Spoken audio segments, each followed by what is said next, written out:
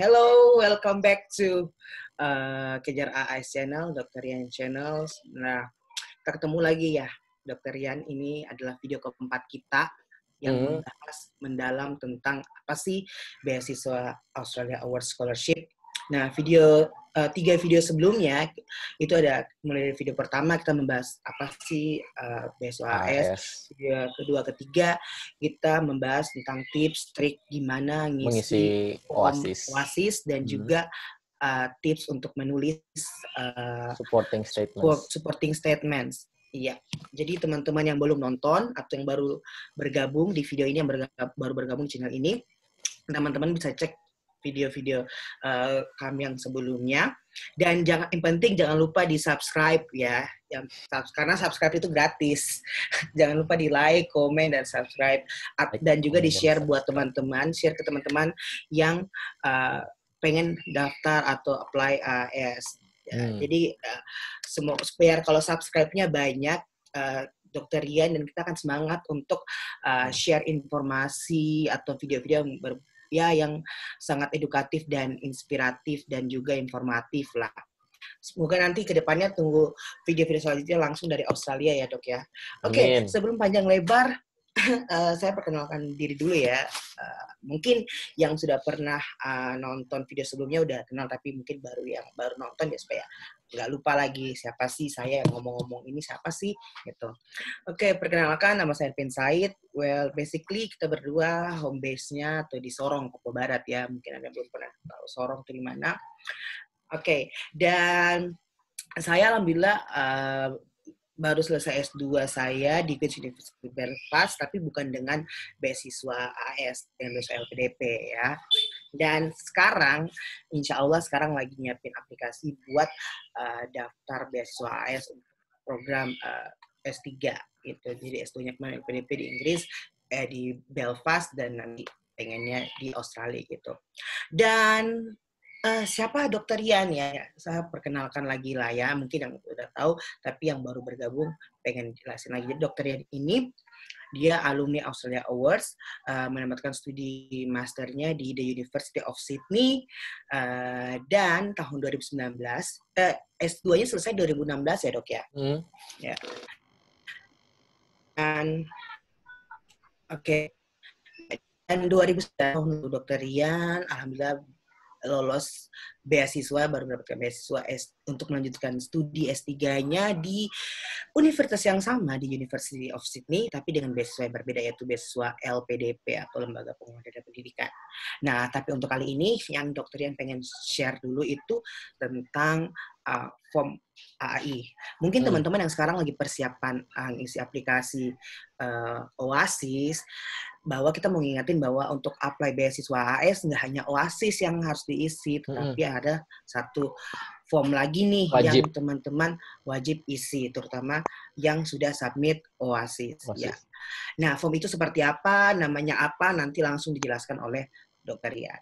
Oke, Dr. Rian, silahkan. Thanks, Mas Ervin. Teman-teman, halo, selamat sore semua. Saya langsung aja izin share screen untuk mengisi additional information form Australia Award Scholarship 2021.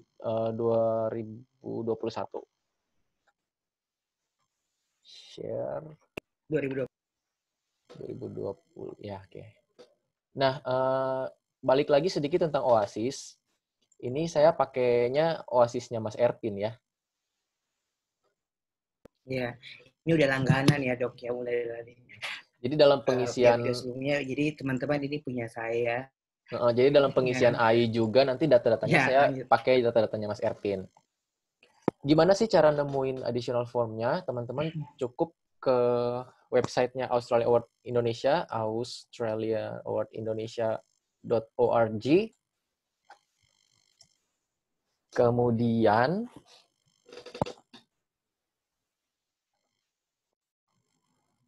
Kemudian nanti teman-teman pilih di sebelah kiri sini ada menu long term. Yang ini long term awards. Teman-teman kliknya di situ. Setelah terbuka, Nanti di sebelah kanan ada menu lagi, dan teman-teman pilihnya yang Additional Information Form Intake 2021 ini.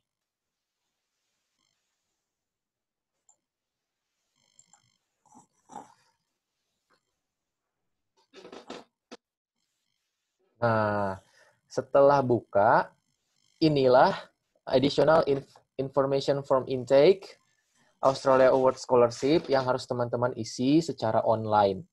Mirip seperti Oasis pengisiannya. Jadi teman-teman nggak perlu print out dan upload, tapi teman-teman langsung mengisinya secara online.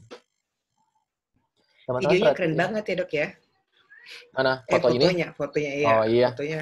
Ini semoga teman-teman yang nonton termasuk Mas Erpin juga amin. Suatu hari nanti bisa berfoto seperti ini depan kampus idamannya teman-teman semua. Allah.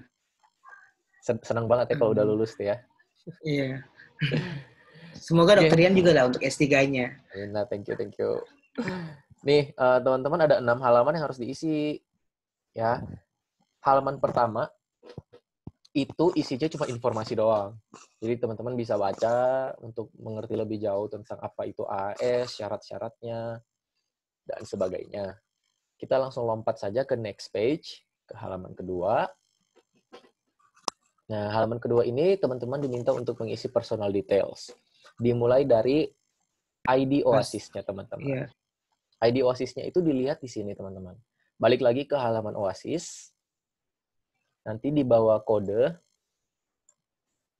ini ada ID-nya teman-teman.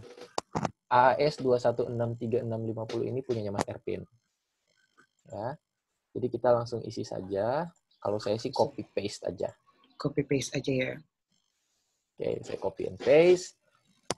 Nanti diisi di sini. Mas Erpin kita kasih data bayangan aja ya. Jadi nggak perlu sampai benar-benar ya. Iya. Yang penting hanya untuk sekedar tips untuk gimana sih nyari tulisnya gimana gitu. Ya. Title Mister, first name Erpin, last name-nya Said, gendernya male, date of birth-nya. Mas Erpin kapan ulang tahunnya? September sis. 92. Ya semoga. Tapi kayaknya September belum di Australia. September tahun depan ya. Oke, 18 September 1992, place of birth-nya di Manokwari ya Mas Erpin ya? Manokwari. Country of citizenship-nya Indonesia.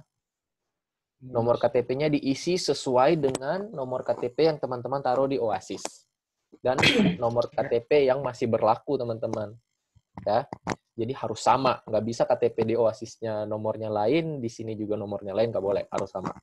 Misalnya nomornya Mas Elvin 927 103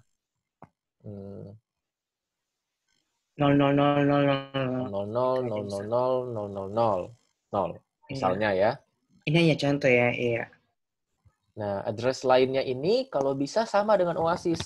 Maka saya sarankan caranya adalah teman-teman balik lagi ke Oasis, dibuka lagi aplikasinya, dan nanti tinggal copy dan salin saja dari Oasis yang sudah teman-teman isi. Ya, di contact details halaman keduanya Oasis itu kan teman-teman sudah mengisi alamat tempat tinggal.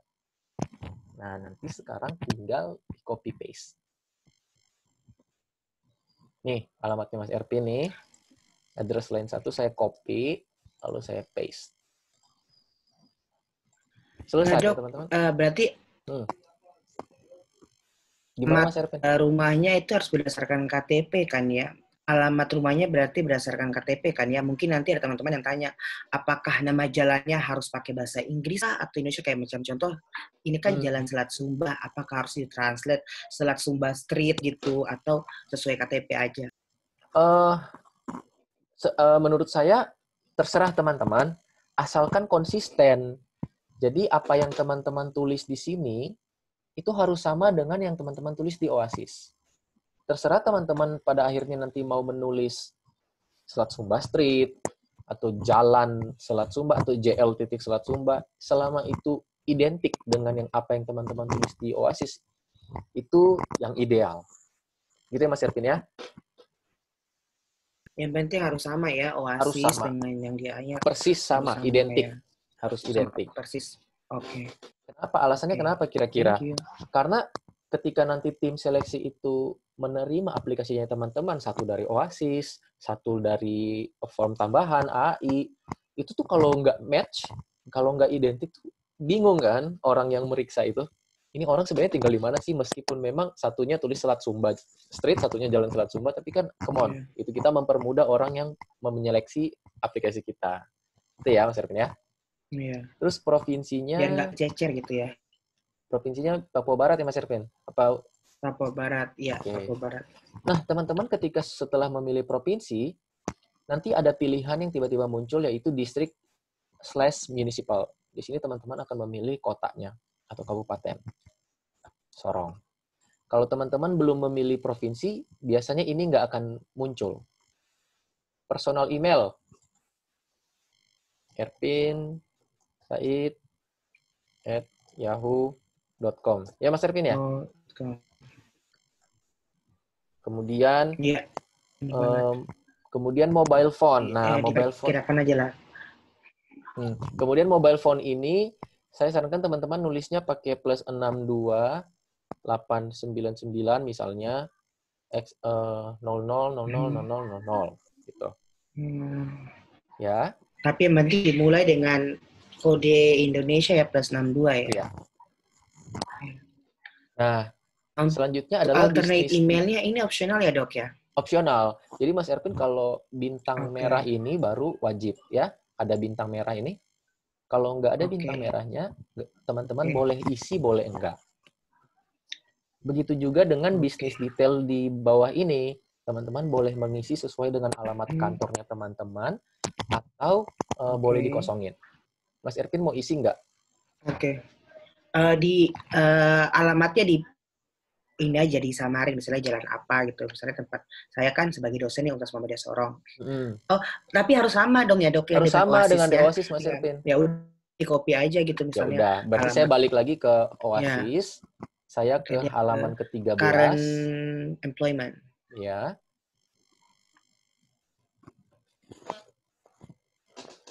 Oh, berarti harus sama ya, harus alamat-alamatnya yang ada di Oasis dengan yang di AI ya. Iya. Biar konsisten gitu ya. Ini ada alamat kantornya Mas Ervin. Saya copy dan paste aja langsung. Oke. Nah, teman-teman lihat di sini distrik/municipalnya belum muncul. Nanti ketika teman-teman sudah memilih provinsi, misalnya Papua Barat, baru dia muncul. Itu kan? Jadi teman-teman kalau bisa diperhatikan lebih teliti supaya hal-hal kayak gini jangan kelewat meskipun nggak wajib. Tapi kalau teman-teman udah nulis provinsi, ya seenggaknya tulislah langsung lengkap dengan distrik dan kotanya apa. Bisnis font-nya terserah boleh isi boleh enggak. Saya langsung next page ya Mas Ervin. Tapi kalau misalnya di basisnya ada bisnis font-nya berarti dimasukin aja juga kan ya. Iya. Kalau di Oasisnya teman-teman cantumkan nomor HP, alternative email atau dan lain-lain, di AI juga ingat harus identik. Jadi diisi juga. Nah, sekarang halaman harus ketiga. seragam ya apa yang ada di Oasis sama AI. Iya. Nah, sekarang Mas Ervin halaman ketiga ini menentukan kategori beasiswanya teman-teman ini apa. Pertanyaan pertama ini membedakan apakah teman-teman adalah PNS atau public, atau teman-teman bukan PNS atau open. Mas Ervin PNS atau bukan? Saya ini ngajar dosen di universitas swasta. Berarti saya bukan civil servant dong ya? Mas Ervin bukan PNS ya? Berarti Mas Ervin masuknya yang open. Open, oke. Berarti yang public ini khusus yang PNS ya dok ya? Iya, public ini PNS, open ini bukan PNS. Oke. Nah, setelah mengklik di open, nanti akan muncul pertanyaan tambahan. Please indicate your application is from. Nah, teman-teman sekarang menentukan di antara 3 pilihan ini, apakah teman-teman itu dari universitas swasta, atau dari kantor swasta, atau teman-teman tidak mewakili apa-apa. Ini berdasarkan tempat kerjanya teman-teman aja. Gitu. Mas Ervin tadi bilang Mas Ervin sekarang kerjanya di universitas swasta. Berarti Mas Ervin pilihnya yang ini ya. Oh, yang private university ya. Ya. Kalau misalnya teman-teman seperti saya bekerjanya di rumah sakit swasta, berarti saya pilihnya yang di tengah. Atau seperti seperti teman saya yang punya usaha sendiri, dia nggak dari universitas atau dia nggak dari kantor apa, dia pilihnya yang private individual. Oh ya, gini dok, kalau misalnya dia guru nih dok, dia ngajar di universitas negeri, tapi dia masih honorer. Nah, berarti pilihnya tetap open, terus private individual ya? Sorry, dia guru SD atau guru SD, sekolah guru atau lah, guru sekolah kampus? lah. Guru sekolah. Guru kampus ya dosen. Ya. Guru sekolah. Maksudnya berarti guru private di sekolah. Organization, Mas. Tapi tapi maksudnya dia ngajar di sekolah negeri. Tapi dia tuh honorer, misalnya gitu.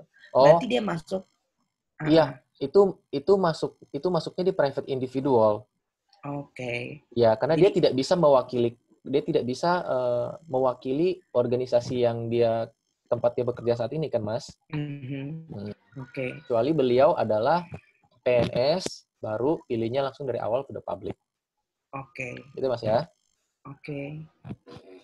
Nah, sekarang menentukan lagi, Mas, ini jenjang yang mau diambil melalui beasiswa ini S3 atau S2? S3. S3, berarti Mas Erwin pilihnya yang doctorate. Nah, muncullah pertanyaan-pertanyaan berikutnya. Type of study. Pilihan ya. Iya, Mas. Nah, ini kalau S3 otomatis research ya. Jadi langsung klik di research. Kalau teman-teman yang S2, tentukan teman-teman mau kuliah coursework, research, atau combination. Ini biasanya cara cari tahunya itu teman-teman ke website kampusnya aja sendiri, terus teman-teman lihat apakah jurusan yang teman-teman mau itu ada type coursework atau research atau combination, kayak gitu. Harus dipahami apa beda antara ketiga hal ini ya, teman-teman. Oke? Saya lanjut. Research background of doctorate ini diisi untuk teman-teman yang apply S3. Ya, apakah dulu waktu di S2 lebih dari 50% komponen research-nya? Mas Ervin gimana? Yes. Kita ada risetnya. Terus gimana kalau nggak sampai 50% atau ragu-ragu? Ya, menurut saya kalau untuk S3, jawab saja di yes. Urusan nanti pertanggungjawabannya tuh bisa teman-teman konfirmasi lagi dengan kampus S2 teman-teman atau meng-email ke website AI ini. Dijelaskan saja, curhatin saja ke mereka. Tapi kalau secara logik, lamar S3, saya sarankan pilih yes. Oke? Begitu juga dengan pertanyaan berikutnya. Diminta rekomendasi dari pembimbing S2 dulu, Mas Ervin. Ada nggak, Mas Ervin? Ada. Berarti dari supervisor disertasi saya ya, di supervisor S2 saya. Oke, yes ya, berarti dua-duanya. Nah, ini adalah jawaban yang ideal untuk pelamar S3. Gitu, kan. Nah, gimana dok misalnya kalau dia master, bagaimana isinya? Apa perbedaannya? Coba dok tes klik yang master. Kan ini kan yang buat PhD itu. Ya, gimana kalau coba ya, master ya, biar teman-teman yang mau apply master bisa lihat. Sudah, kalau master gini tinggal doang ya. Iya, master tinggal pilih type of study doang, pilihan untuk S3-nya nggak muncul, Mas Ervin. Oh gitu, oke. Jadi biar teman-teman yang studi master bisa tahu yang mau apply S2. Oke. Nah, kalau gitu kita lanjut ya. Ini bacaan singkat saja. Teman-teman boleh dibaca untuk lebih mengerti. Teman-teman akan ditanya menentukan, teman-teman jurusan yang mau diambil besok di Aussie itu, yang mau dipelajari di Australia itu, masuk PDA yang mana? Kalau teman-teman follow Instagram saya, itu saya ada kasih story hari ini, itu tentang pilihan priority development areas-nya teman-teman.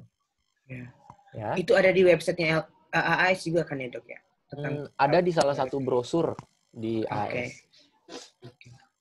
Oh, di page 1 juga ada, kalau nggak salah Mas Ervin ada tabelnya, warna biru, nanti teman-teman bisa balik lagi dan lihat. Nah, Mas Ervin ini masuknya di mana di antara ketiga ini? Karena saya education, jadi kayaknya lebih ke human development. Ya, kita cek ya. Produktif, ya.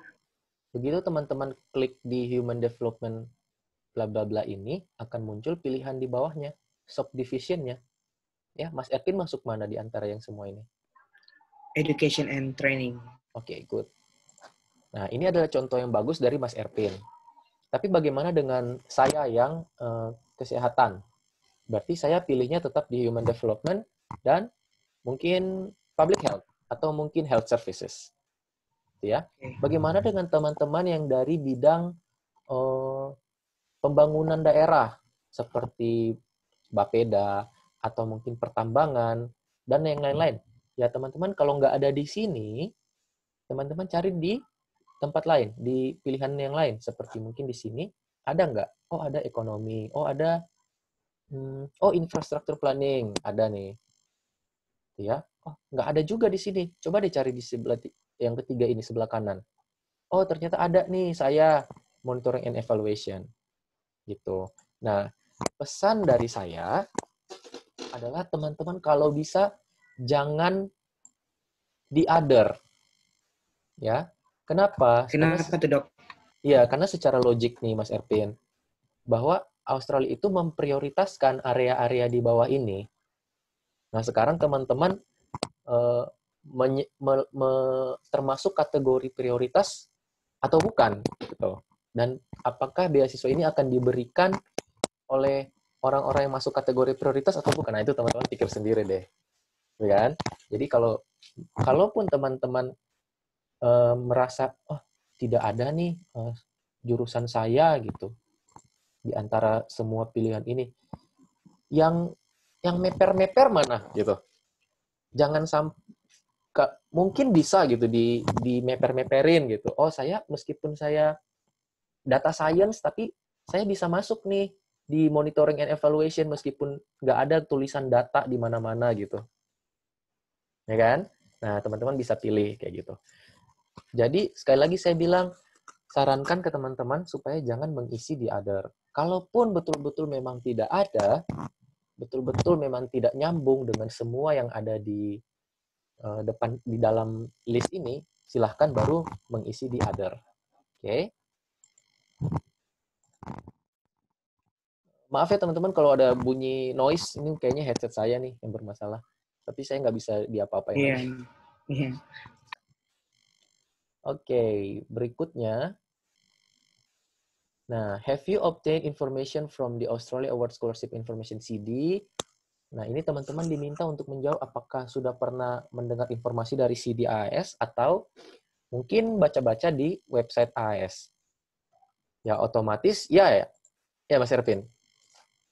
Masa sih Mas Ervin nggak pernah baca-baca di website AAS gitu kan? Ya. Nah, kemudian teman-teman, apapun jawaban teman-teman, baik yes maupun no, teman-teman diminta untuk menulis di sini usaha-usaha apa saja yang sudah teman-teman lakukan untuk mendapatkan informasi kuliah di Australia. Ya, teman-teman bisa menyebutkan bahwa teman-teman sudah membaca Australia Award Scholarship website atau mendengar dari Australia Award Scholarship CD, atau teman-teman sudah berkunjung ke website-website penting seperti Crycos, teman-teman sudah menonton blog atau video dari alumni maupun current students yang ada di Australia, di YouTube, itu bisa teman-teman sebutkan semuanya di sini. Atau teman-teman sudah pernah berdiskusi dengan atasan di kantor teman-teman, atau mungkin orang tua atau keluarga, untuk niat teman-teman berkuliah di Australia. Teman-teman tulis secara singkat, padat, jelas aja di sini. Bisa teman-teman bikin dalam bentuk bullet point seperti I have read the AS website regarding apa. Kemudian mungkin I have watched the alumni presentation and blogs regarding blah blah blah. I have discussed with my former supervisor at uni, former master atau mungkin S1 supervisor regarding bla bla bla. Nah, teman-teman bisa bikin seperti ini, atau teman-teman bisa susun itu dalam bentuk paragraf. Misalnya,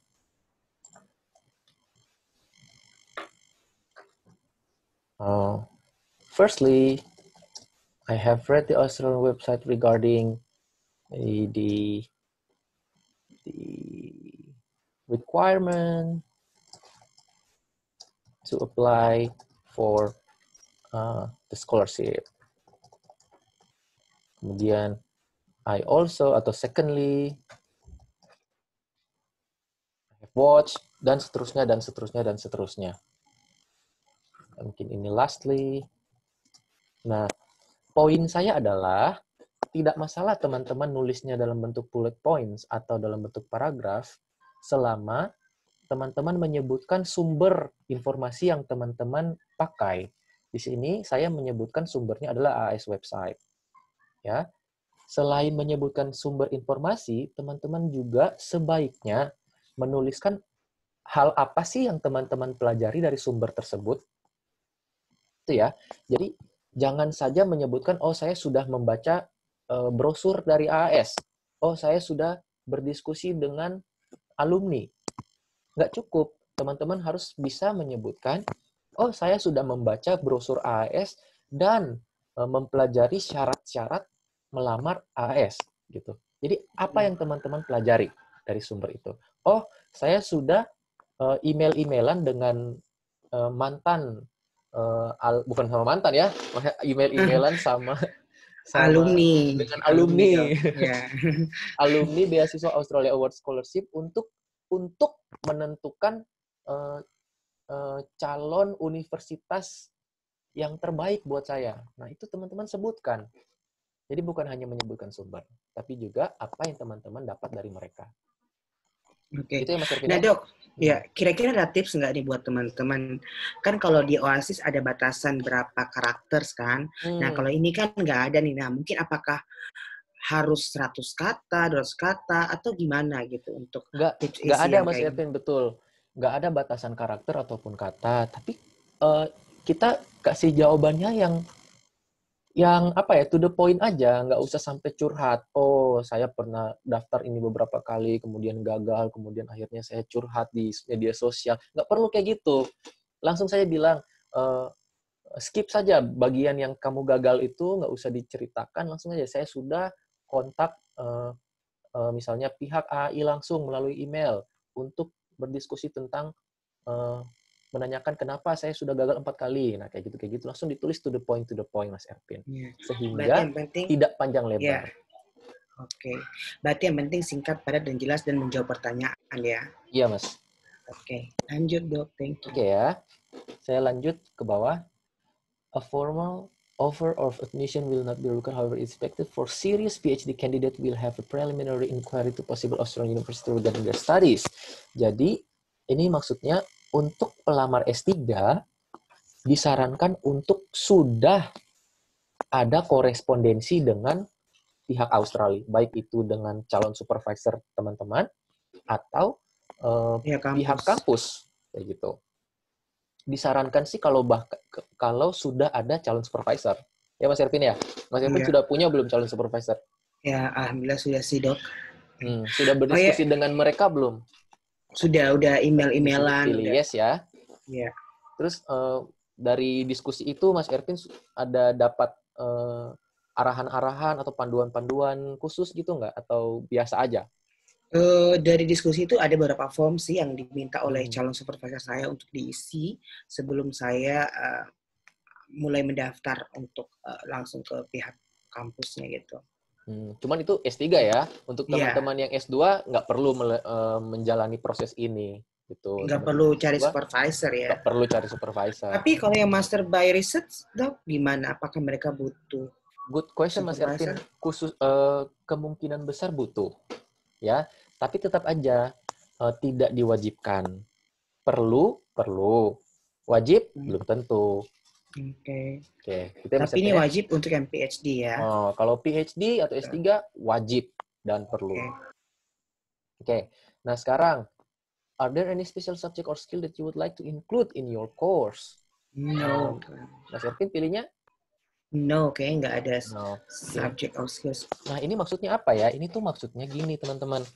Apakah ada ilmu atau mata kuliah yang di luar program studi yang teman-teman mau pelajari, di luar ya, tapi menurut teman-teman itu penting supaya teman-teman bisa lulus di mata kuliah di program studi yang teman-teman mau ambil. Kalau ada, teman-teman bikin listnya di sini. Contoh saya, waktu itu saya kuliah kan ambil Master of HIV. Nah, tentang public health lah intinya. Tiba-tiba di semester 2 itu saya wajib mengikuti mata kuliah penelitian, namanya clinical methodology. Nah, tapi saya ilmu biostatistik, ilmu data saya tuh waktu itu masih cupu banget lah. Akhirnya saya tulis di sini, kalau in my second semester, I will be required to attend the clinical methodology course. Therefore, I want to refresh my biostatistic knowledge. I want to study biostatistic. Gitu. Saya tulisnya di sini kayak gitu. Karena termasuk special subject atau skill yang nggak akan saya dapat di mata kuliah saya di Master of HIV, tapi penting. Nah, kayak gitu. Jadi teman-teman ini kembali lagi ke teman-teman kalau ada. Bisa Mas Erpin? Bisa dok, thank you. Kita langsung ke next page. Nah, halaman keempat ini adalah kualifikasinya teman-teman. Maksudnya apa? Maksudnya adalah pendidikan terakhirnya teman-teman. Dalam hal ini Mas Erpin pendidikan terakhirnya apa? S2 kan mau lanjut S3 kayaknya. Jadi master ya? Ya, master. Berarti mulainya dari master dulu ya? Yang terbaru baru dulu. Oke. Baru nanti ke bawahnya itu yang S1. Master of apa nih Mas Erpin? Master of Science. Oh, bukan Master of Education ya? Iya, Master of Science in TESOL. In TESOL. Tulisnya harus lengkap ya, tapi nanti aja baru saya edit. Maksudnya TESOL kan ada kepanjangannya tuh. Teaching English to Speaker of Languages. Teaching English to speakers of other languages. To speakers of other languages. Of other languages. Nah, seperti itu ya. Itu S2 ya Mas Ervin? Iya, di sini ya. Name of institution? Queen's University Belfast. Queen's University Belfast. Oke. Kayak gitu ya Mas Ervin ya? Iya. State province-nya? State-nya sebenarnya agak bingung sih juga tulis ini. Ini kan di UK ya, iya. Karena kalau di UK itu kan Northern Ireland, Scotland, England, tapi itu country-nya. Tapi ya panjang lebar lah kalau mau bahas itu nanti. Tapi ini isinya Northern Ireland aja dok. Country-nya. Kingdom. Oke. Language-nya waktu itu bahasa apa Mas Ervin?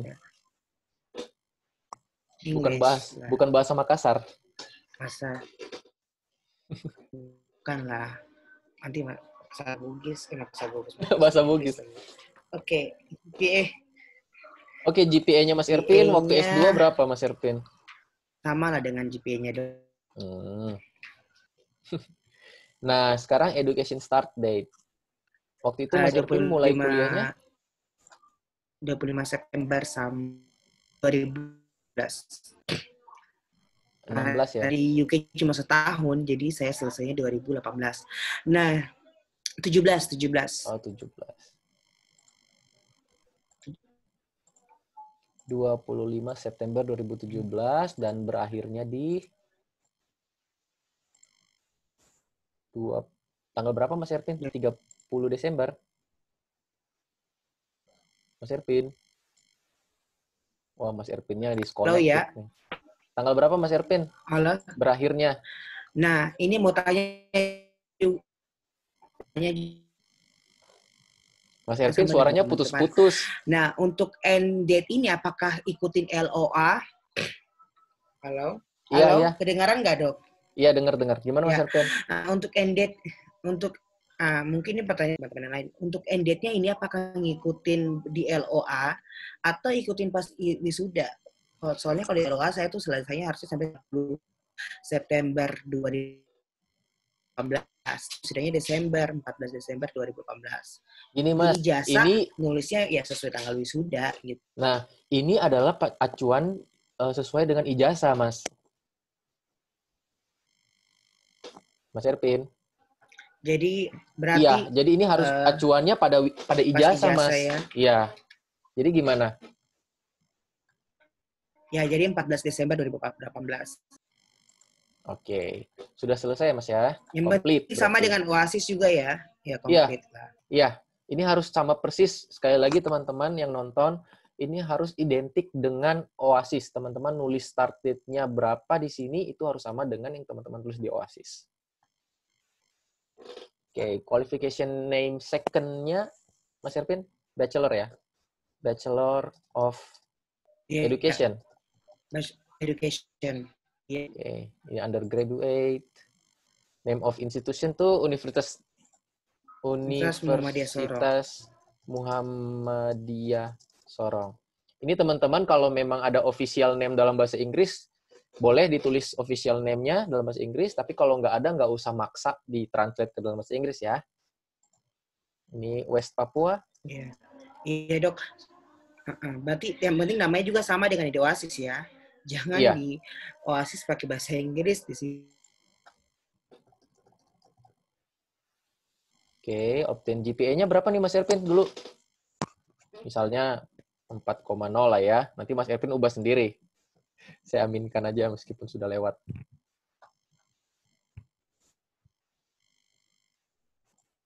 Lalu education start date-nya Mas Ervin? September 2010.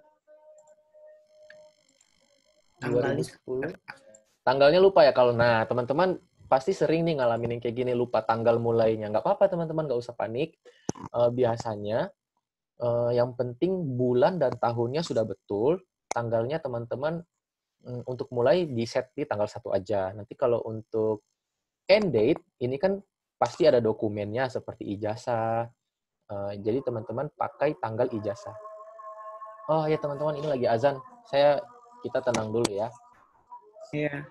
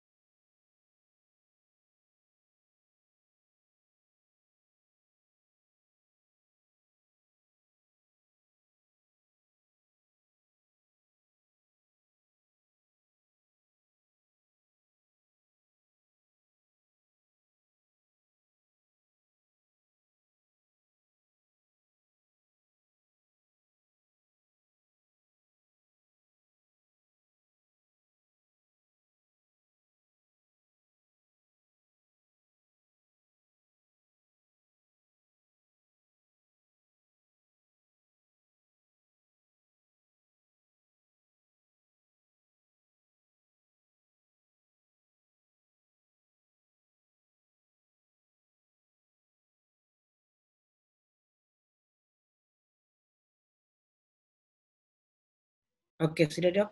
Kita mulai lanjut.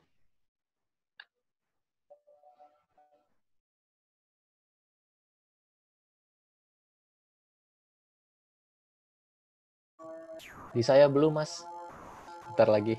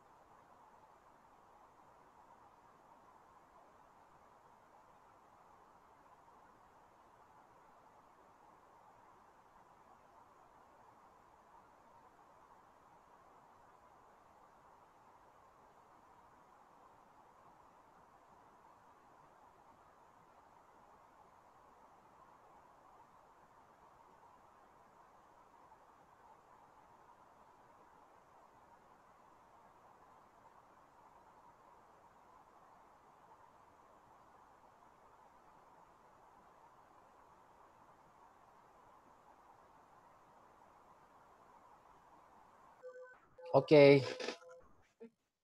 Oke. Kita resume ya. Mas Erpin, ini sesuai ijazah S1-nya dulu lulus tanggal berapa, Mas? Saya selesainya 2015 sih, tapi bukan berarti 5 tahun ya, karena emang secara ini kan 4 tahun, tapi kita wisudanya itu Desember. Ini lagian sudah 2010 ya. Terakhir ya? Ya. Tanggal berapa, Mas? Februari, sorry. Oh, Februari. 2015 awal. Iya. Tanggal? Saya bisa cek di ijazah, tapi isi ini aja. Isi aja dulu. OASIS kali ya? Iya. Oh iya, benar banget. Oh, tapi udah expired juga, Mas. Tapi nggak apa-apa deh. Ini buat teman-teman pelajari aja. Saya isi dulu sembarang 1 Februari. Nanti Mas Erpin perbaiki ya, Mas Erpin. Edit. Iya, sesuai dengan. Oke, ini qualification name ketiga boleh diisi kalau memang ada lagi yang sudah ada lagi kualifikasi teman-teman, tapi kalau nggak ada, nggak usah. Ya. Buat yang diploma berarti Dok. Diploma dan diploma 3 diisi di sini. Kenapa, Mas? Berarti misalnya siapa tahu teman-teman ada yang S2-nya 2 kali atau S1-nya 2 kali, jadi diisi semua ya? Iya. Oke. Saya next page. Next page, ya. Nah, untuk halaman 5 ini ada supporting statement-nya juga nih, teman-teman. Tapi supporting statement-nya itu nggak seperti di OASIS yang banyak banget. Di sini nggak. Di sini cuman ditanya apakah teman-teman punya disabilitas atau tidak. Mas Ervin ada nggak? Alhamdulillah nggak ada sih, Dok. Oke, disabilitas di sini yang dimaksud ada keterangannya di sini, teman-teman ya. Kalau teman-teman punya seperti physical disability, intellectual, psychiatric, sensory, neurological, learning disabilities, physical disfigurement, and the presence in the body of disease-causing organisms. Kalau teman-teman masih ragu, apakah teman-teman ini beneran kondisi teman-teman ini beneran disabilitas atau tidak, teman-teman bisa pertama tanyakan ke dokter, ya, konsultasikan. Kalau perlu terbitkan surat keterangan bahwa saya memiliki kondisi disabilitas. Atau teman-teman bisa meng-email ke AAI, bertanya saja apakah kondisi teman-teman ini bisa termasuk disabilitas atau tidak, ya. Nah, kalau iya, teman-teman wajib menjawab pertanyaan di bawah ini. Pertanyaan ini tuh mau tahu apakah teman-teman nanti kalau keterima proses interview di kota yang teman-teman tuju atau nanti ketika teman-teman belajar di Australia butuh pendamping atau butuh peralatan-peralatan khusus yang menunjang pergerakan teman-teman atau studinya teman-teman. Ya. Berarti Dok, ini tapi yang untuk disable, teman-teman disable itu berdasarkan diagnosa kan ya, maksudnya mungkin ada bukan yang subjektif, punya mental ya, yang mental disable gitu mungkin. Nah, maksudnya apakah mereka butuh kayak surat dari dokter atau dari rumah sakit yang ofisial gitu kan? Ya, kalau gini, seperti yang tadi saya bilang, Mas, biasanya sih teman-teman yang disable sudah punya surat tersebut. Apalagi kondisinya sudah lama, bertahun-tahun yang lalu.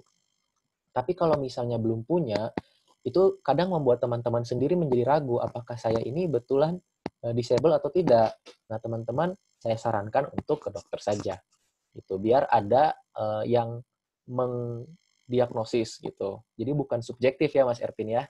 Iya.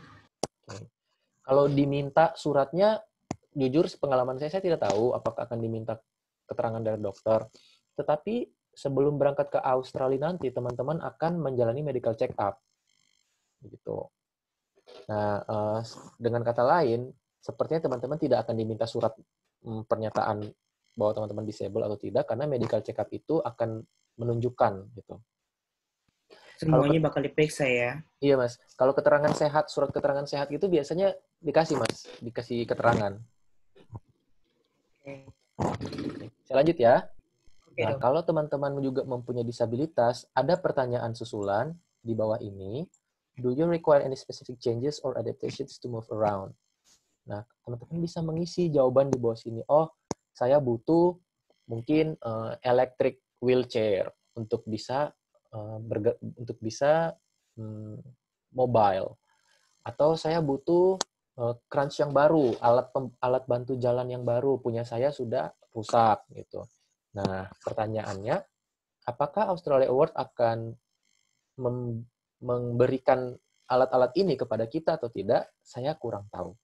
Ya, tapi kalau misalnya itu adalah kebutuhannya teman-teman, ya tuliskan saja di sini.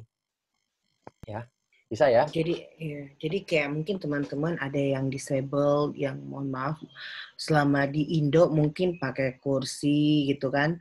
Nah, mungkin kursi roda misalnya. Jadi itu harus disampaikan ke pihak AAS ya, supaya maksudnya pemberi beasiswa tahu bahwa si calon penerima beasiswa ini termasuk orang yang disable dan membutuhkan special equipment gitu ya dok ya? Iya. Kemudian begini Mas, lebih spesifiknya tuh kalau misalnya teman-teman yang tunanetra, teman-teman tidak bisa berkuliah di tempat yang mungkin mungkin bukan tunanetra ya, teman-teman yang lumpuh tungkai, nggak bisa jalan kan. Teman-teman tidak bisa berkuliah di gedung kampus yang terlalu tinggi, apalagi nggak ada liftnya gitu. Yeah. Kita nggak tahu ya, meskipun Australia itu negara maju, bisa saja kan, kita nggak tahu. Gedung lama mungkin. Nah, teman-teman harus menulis itu di sini. Gitu. Oke. Nah, sekarang segala jenis disable ya. Nah, sekarang Mas Irfan gimana nih? Dari mana pertama kali dengar soal Australia Awards? Dari teman sih. Teman. Oh, berarti yang ini ya Mas Erpin ya? Teman yang kebetulan apply, iya. Friend relative. Lalu di sini Mas Erpin, pasti keterima kan? Amin. Amin mau ya Allah. Interview di mana Mas Erpin? Ya karena saya di Sorong, Papua Barat yang paling dekat, ya Makassar dong yang paling bisa dijangkau gitu. Oke, siap. Saya next page ya Mas Erpin ya? Iya, oke. Nah, sampailah kita pada halaman terakhir. Halaman terakhir ini, teman-teman diminta untuk mengisi, mengupload dokumen-dokumen. Ya, teman-teman gini, sebelum teman-teman proceed ke halaman ini, saya sarankan teman-teman untuk membuat folder di komputernya teman-teman berisi dokumen-dokumen yang harus diupload di AAS. Baik itu diupload di Oasis maupun di AAI ini, teman-teman masukin saja semua dokumennya di satu folder itu. Jadi dokumen-dokumennya teman-teman itu nggak kececer, keselip dengan file-file lain yang tidak yang bukan untuk diupload di sini. Itu ya, itu pertama. Terus yang kedua, teman-teman di awal kami sudah berulang-ulang menyampaikan bahwa apa yang di-upload di Oasis harus identik dengan apa yang upload di AI sini. Begitu juga dengan penamaan dokumen. Itu ya. Kalau di di Oasis itu file akte kelahiran teman-teman namanya misalnya Erpin Said _ birth certificate. Terus di AI ini namanya juga harus itu gitu. Jadi harus satu file. Ya? Iya. Jadi satu file Mas Erpin. Ya. Satu folder, satu file. Ketika mau di-upload di Oasis, ambilnya dari folder itu. Ketika mau upload di AI, ambilnya juga dari folder itu, gitu. Jadi namanya harus sama persis. Biar nggak kececer gitu ya. Soalnya kan banyak banget yang apply beasiswa ini gitu kan. Memang beda-beda ntar bingung. Iya, memang sih tidak ditulis di sini, teman-teman. Kalau namanya harus sama persis, saya tahu. Ini tips pribadi aja. Kenapa? Coba teman-teman pikir secara logik. Yang meng-apply AS ini ribuan, bahkan mungkin puluhan ribu orang. Dan satu orang meng-upload dari Oasis dan juga AAI. Sedangkan yang ngecek semua ini tuh kan manusia juga, teman-teman. Iya. Kebayang ya, kita jangan nyusahin orang yang cek aplikasi kita gitu. Lebih baik disamain aja supaya mengurangi resiko punya kita kececer gitu. Gitu ya teman-teman ya, semoga bisa diterima tipsnya. Ya. Terus tidak boleh lebih dari 2 mega, harus dalam PDF dan image. Kemudian full name harus ditulis teman-teman. Kalau nama teman-teman di akta itu Erpin Said, tulisnya Erpin Said. Rian sepanjang Putra apapun namanya ya. Iya Mas. Okay. Kalau Rian Putra Kurniawan tulisnya Rian Putra Kurniawan, jangan Rian P. Kurniawan gitu. Karena full. Oke, sesuai akta kelahiran ya. Iya. Diperhatikan teman-teman, ini kalau tidak dituruti bisa ineligible loh aplikasinya teman-teman. Ya. Oke. Kemudian kita langsung masuk ke required document. Required ini maksudnya wajib, teman-teman. Ya, untuk pelamar S2 wajib untuk mengupload 6 dokumen utama.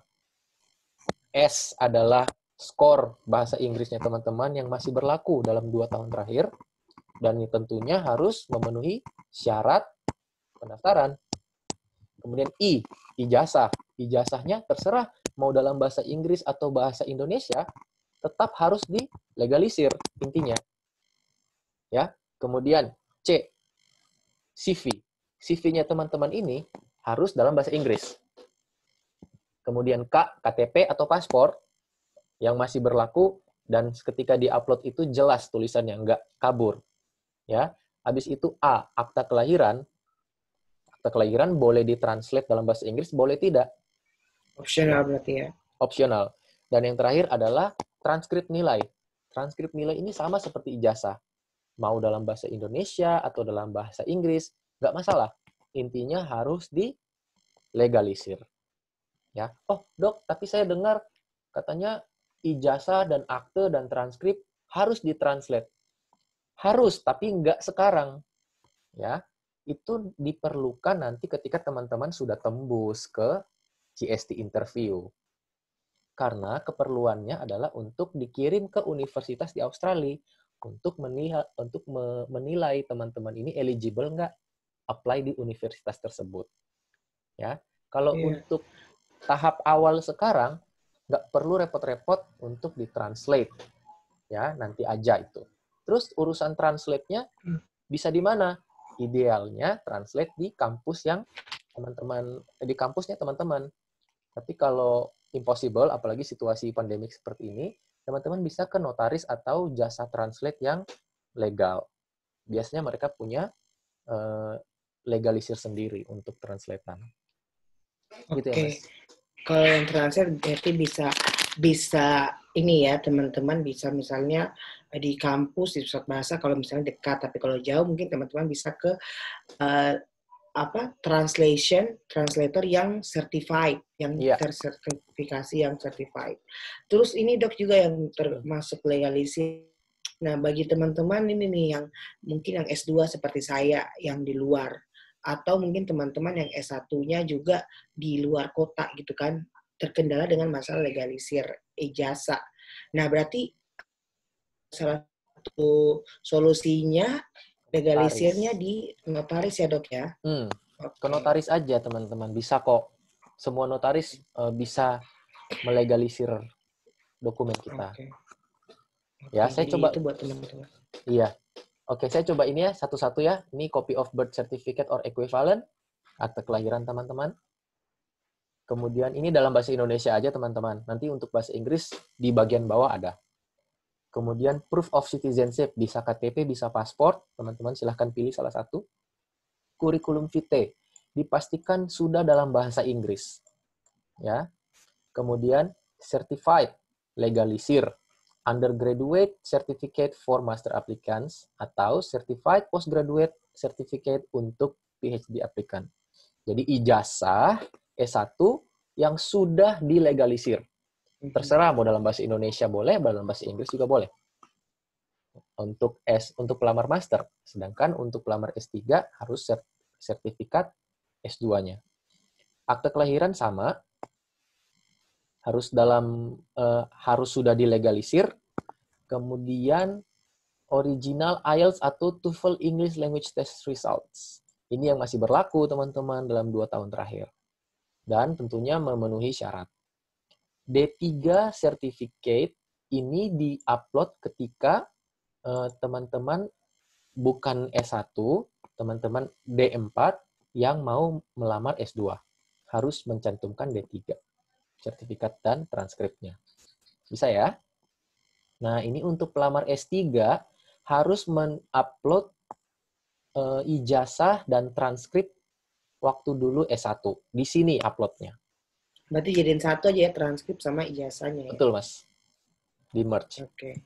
Lalu untuk pelamar S3 harus mengupload surat rekomendasi dari supervisor S2. Itu Mas Erpin. Mas Erpin sudah punya kah? Ya udah. Oke, nanti Mas Erpin uploadnya di sini. Iya, tapi ini format yang dari AAS kan? Iya, yang referee report namanya. Referee report, oke. Ya. Dan untuk teman-teman yang apply dari latar belakang PNS, wajib mengisi nominating agency declaration. Ya, di sini ada tulisannya nih, required for public sector applicants only. Ya, kalau teman-teman yang gimana dong? Tapi kalau teman silakan dokter duluan. Ya, kalau teman-teman bukan dari PNS nggak wajib. Tapi saya sudah terlanjur bikin, ya udah upload aja nggak apa-apa. Iya. Kayak saya dok, saya kan bukan, iya kayak saya kan bukan PNS kan, tapi udah dapat surat rekomendasi dan itu formatnya seperti yang nominating declaration dari AS dan itu udah ditandatangani oleh rektor. Jadi ya upload aja nggak apa-apa kan ya? Upload aja nggak apa-apa. Daripada dibuang sayang gitu kan istilahnya. Iya. Oke. Nah, bisa di-download di sini untuk nominating agent declaration template-nya. Ya, sedangkan untuk referee report ada kok di halaman AI paling depan, nanti teman-teman langsung cari di download, ada di situ referee report. Ya. Saya bisa tunjukin ke teman-teman.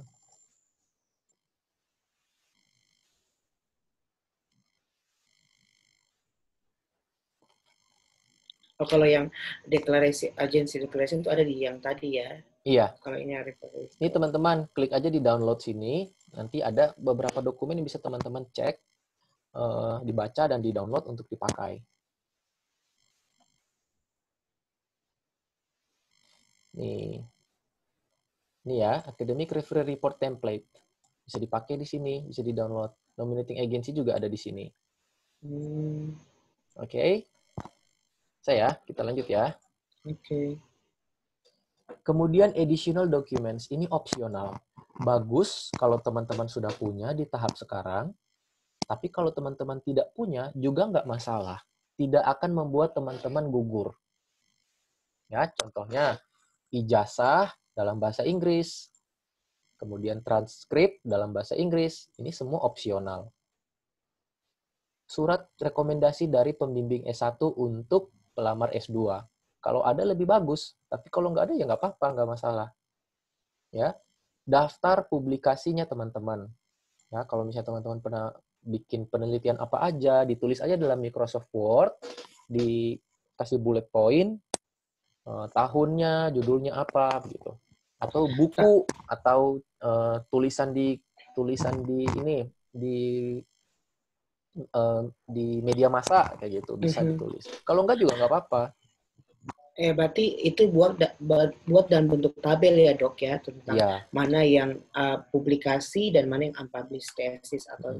Tapi ini buat yang S3 sama Master by Research kayaknya ya dok ya. Itu for research applicants. Betul. Ini untuk research applicant di highlight di pertegas lagi untuk research applicant supaya melihat relevansinya teman-teman. Jadi orang tuh kan dari latar belakang penelitian atau research otomatis sudah harus terbiasa dengan istilahnya publikasi seperti itu. Jadi kalau teman-teman mau berkompetisi dengan ribuan orang yang apply di bidang studi research, minimal teman-teman sudah punya beberapa publikasi yang bagus seperti itu. Nah, kalau saya punyanya ada di dalam CV, cukup nggak dok sebenarnya? Sebenarnya menurut saya cukup aja, karena CV teman-teman pasti akan dibaca dan dipertimbangkan. Oke ya.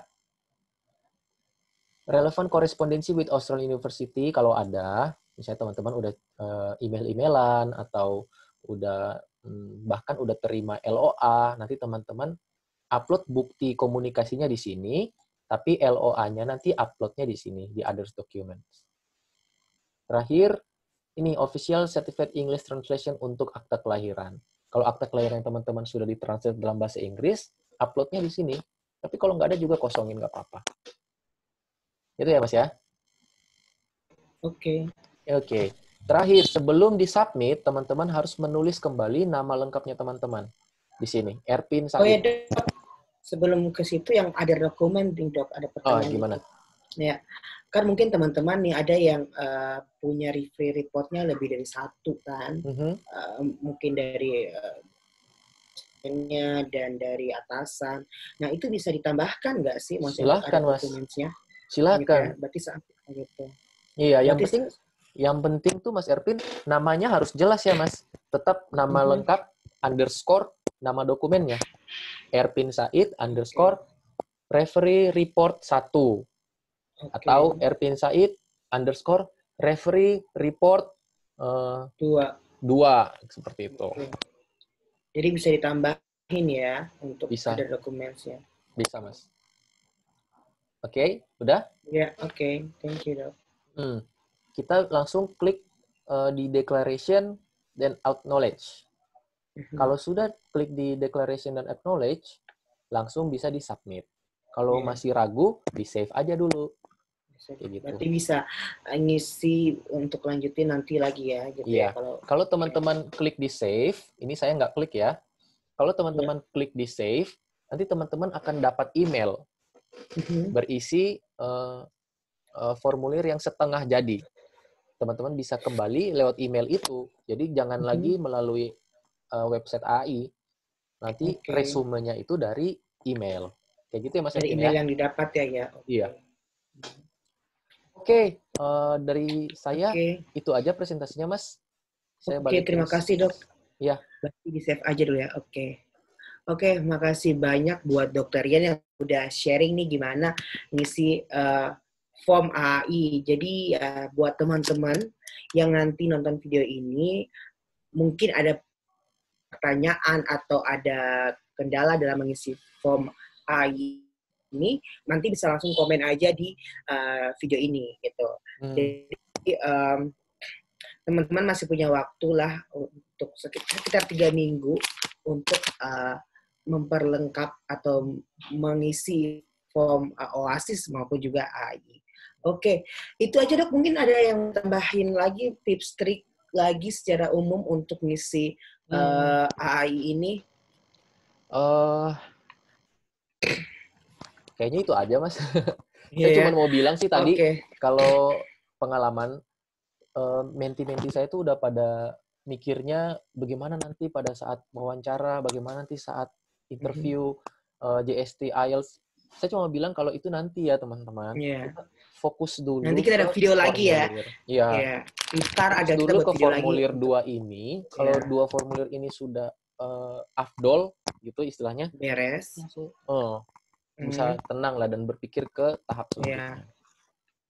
Bener banget. Udah Mas. Oke, jadi kesimpulannya dari video ini yang pertama adalah teman-teman harus make sure bahwa teman-teman sudah mengisi OASIS-nya secara lengkap, karena data-data yang ada di AI harus sama persis. Kalau kata Dokter Rian harus identik, harus sama sama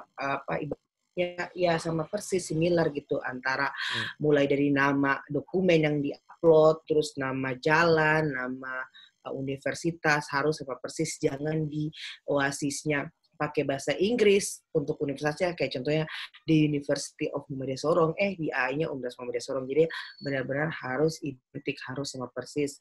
Dan teman-teman harus perhatikan lagi dokumen yang di-upload harus sama yang di-upload di OASIS dan juga yang di AI. Karena banyak banget nih yang akan apply beasiswa ini. Kan nggak mungkin kan hanya masalah sepele, ibaratnya teman-teman, dokumen teman-teman tuh bakal kececer. Kalau sama, kan pemberi beasiswa pada saat melakukan seleksi ya mereka akan melihat oh ternyata sama gitu. Jadi maksudnya melihat namanya juga sama dan nggak membuat mereka pusing gitu.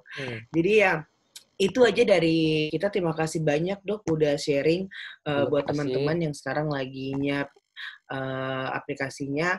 Semoga kedepannya lancar dan semoga yang nonton video ini bakal lolos terima dan semua. Sampai kita interview, sampai nanti kita ketemu di Australia nanti. Amin. Oke. Terima kasih dari kami dan jangan lupa di subscribe dan like, komen dan share. Kalau ada pertanyaan terkait AI bisa langsung komen di di komennya, di kolom komentar YouTube ini. Oke. Thank you, Dok. Terima kasih You, dan Mas sampai Ervin, jumpa waktunya. di YouTube selanjutnya. Selamat malam. Dan selamat malam.